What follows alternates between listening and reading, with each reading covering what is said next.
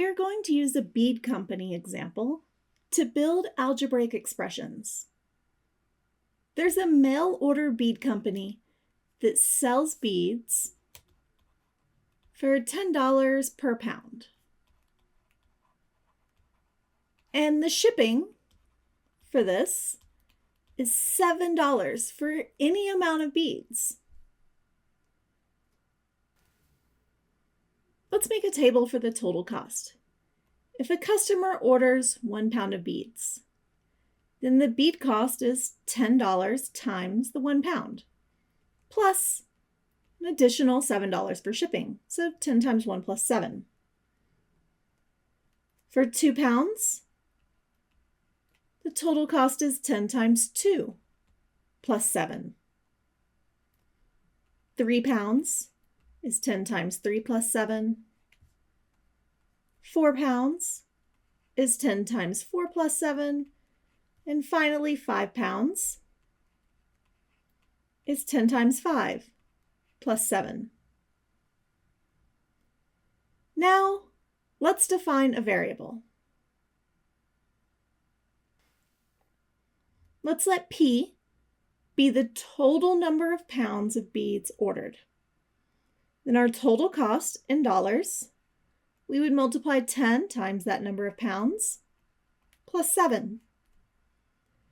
This expression makes sense because the customer pays $10 for each pound plus $7 for shipping.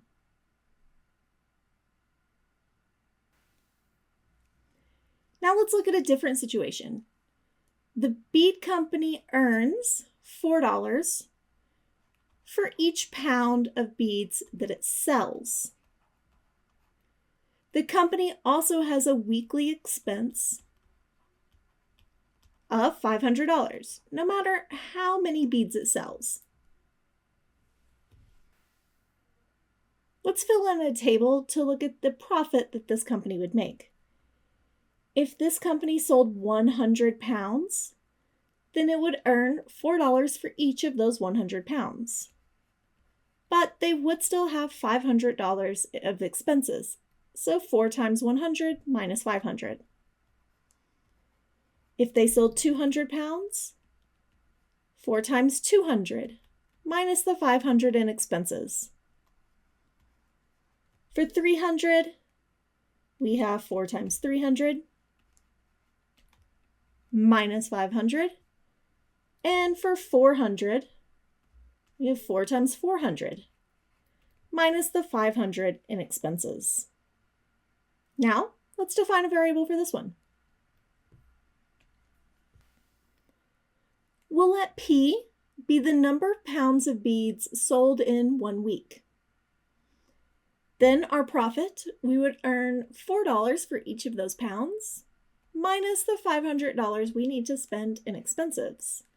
So 4P minus 500. This expression describes the relationship for any number of pounds sold. This is the power of algebraic expressions. Instead of writing a new calculation for every possible number, we write one expression that works for all possible numbers in the situation. As future teachers, it is helpful to ask students what quantity is changing, what quantity stays the same, what operation connects them. Here, the number of pounds changes. The $7 shipping fee stays the same in our first situation, and the $500 expense stays the same in the second situation. When students can identify what changes and what stays fixed, they are on their way to writing meaningful expressions.